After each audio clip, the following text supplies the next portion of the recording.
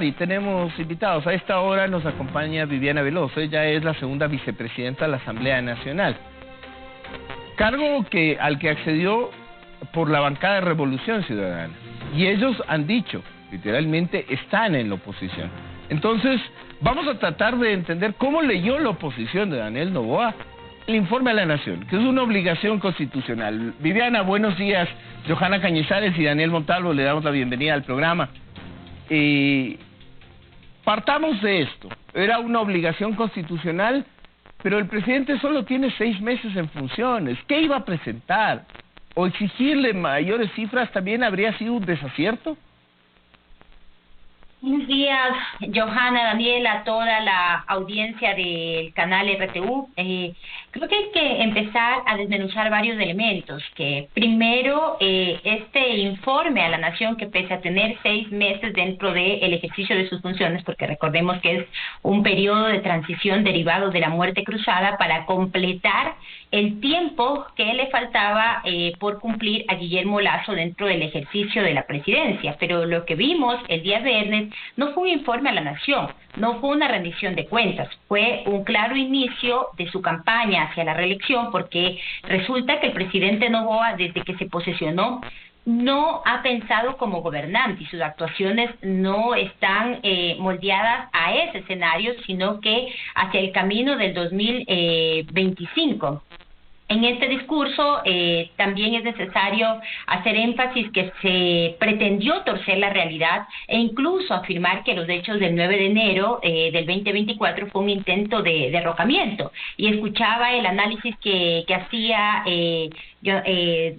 antes de el inicio de esta entrevista, y es verdad, nada más alejado de la realidad, y tanto es así que ni el mismo gobierno ha presentado una denuncia en este sentido ante la Fiscalía General del Estado para que este intento de derrocamiento, como él tantas veces lo ha dicho, pueda ser investigado. Y lamentablemente lo que queda cierto es que el gobierno pretende sacar ventaja de ese trágico día con el país para victimizarse, y que lo que ocurrió ese 9 de enero deja en evidencia primero la falta de preparación del gobierno y el pobre papel de la inteligencia en el Ecuador, que no fue capaz incluso de prevenir estos atentados.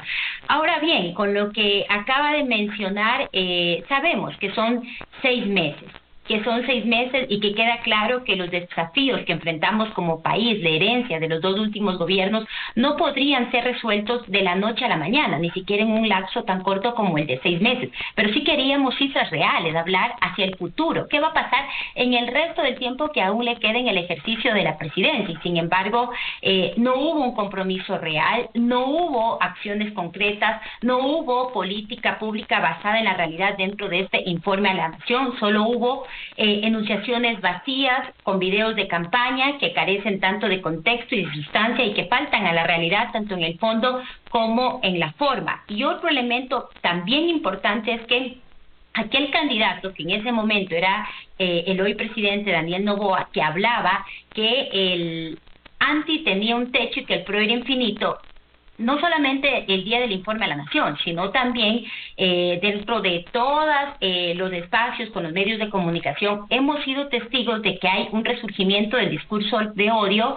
y crear esa división entre los ecuatorianos, con un enfoque polarizador que solo sirve para debilitar la cohesión como sociedad y desviar la atención de los problemas reales que enfrentamos. Y que ahí hago un llamado claro a todos los ecuatorianos, que no podemos dejar que por estos intereses mezquinos, por estas agendas divisivas, nos aparten de ese camino que queremos todos, un camino con un futuro mejor, un camino más justo para todos, un camino en el que podamos tener ya por fin seguridad y que se puedan resolver estos problemas que tiene la sociedad ecuatoriana, y de esa forma poder tener un mínimo pacto social con todas y todos.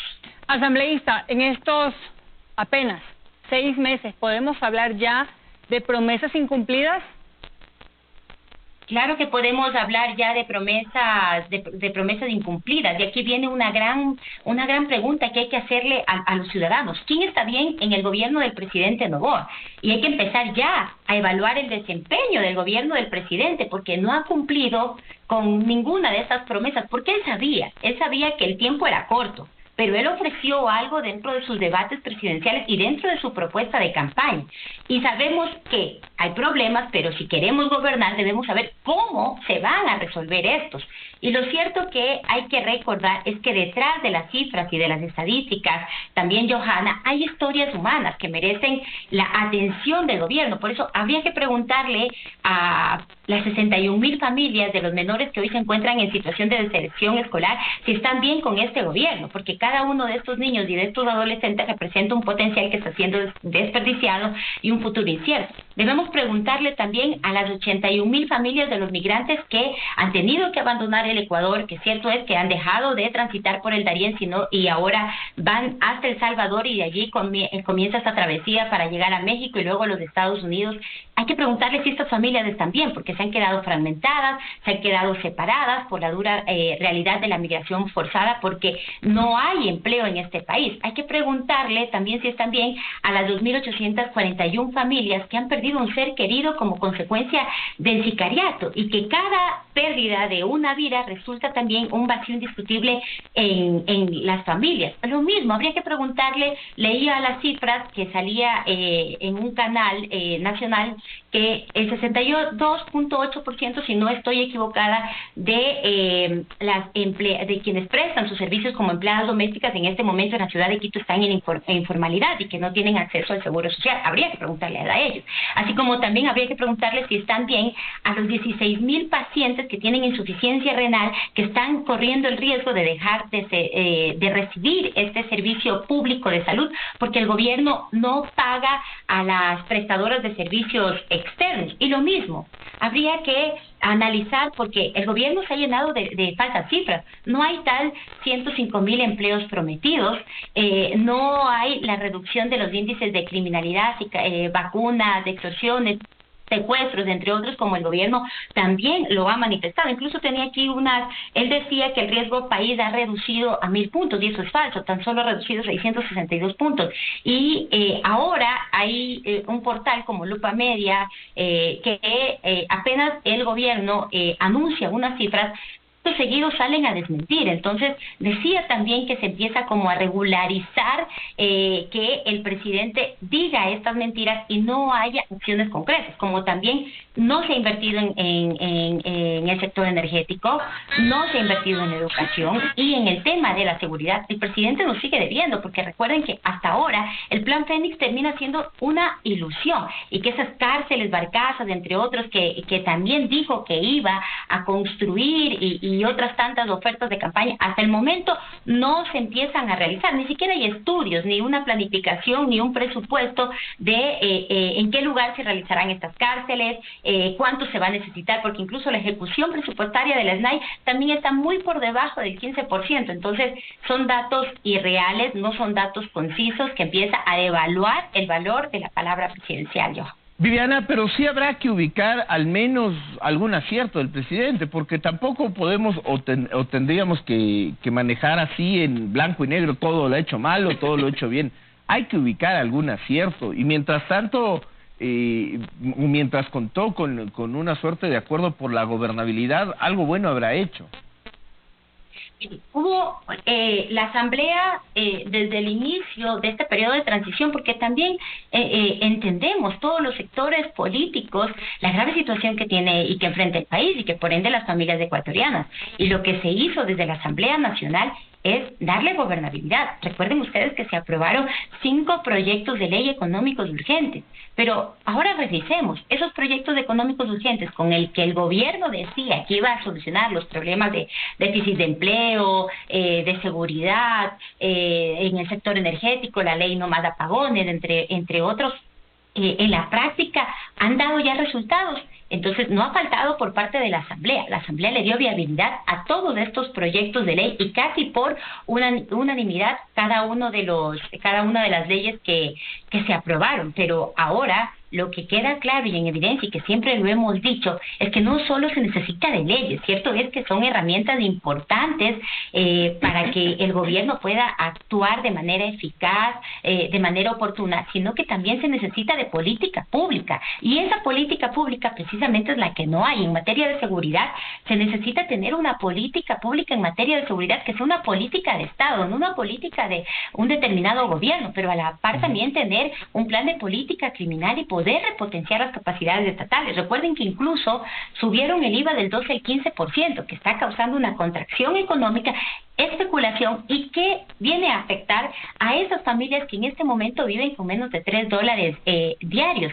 Y lo cierto es que pese a que el gobierno ha dicho en materia de seguridad que él se lo atribuye como los grandes logros, ha proclamado que estamos ganando la guerra contra el narcotráfico y que estamos entrando a una segunda y definitiva fase hacia la victoria, lo cierto es que no hay tal paz. El día sábado, si no estoy equivocada, en Manta asesinaron a 7 personas, y esa misma realidad podemos ver en Guayas, en hasta ayer domingo en la tarde se completó Domingo. esa cifra. Hasta ayer domingo en la tarde se completó los 7 asesinatos o los 7 ejecuciones violentas en Manta. Johanna. Legisladora, aprovechando que tenemos ese contacto con usted, quisiera consultar, ya pensando en las elecciones en el 2025, ¿quién será el candidato de Revolución Ciudadana? Nosotros tenemos varios cuadros, mujeres, hombres que están preparados, capacitados. Tendremos, claro está, como siempre lo hemos hecho, nuestro proceso de democracia interna. Y ¿Qué nombres ya suenan? ¿Qué nombres ya suenan, asambleísta? Hay varios nombres, la misma Luisa González, la prefecta de Pichincha, Paola Pavón, puede ser también quizá un candidato externo que no sea precisamente que nazca desde nuestras filas de la Revolución Ciudadana. Se barajan muchos nombres, no voy a adelantarlos, esperemos hasta el mes de agosto que inicie este proceso de primarias para poderle hacer conocer al país quién será nuestro candidato o nuestra candidata, o quienes conformen este binomio presidencial, así como también quienes estén en la lista para las candidaturas a la Asamblea Nacional. ¿Andrés Arauz volvería a la papeleta? El compañero Andrés Arauz tiene toda la legitimidad, así como el resto de compañeros que son parte de la Revolución Ciudadana, pero enfatizo esto, esperemos hasta agosto para nosotros poderle anunciar al país de manera responsable quién será nuestro binomio y por qué hemos optado en decidir entre la militancia, las bases y todos quienes conformamos el movimiento, quiénes serán nuestros candidatos que nos representen.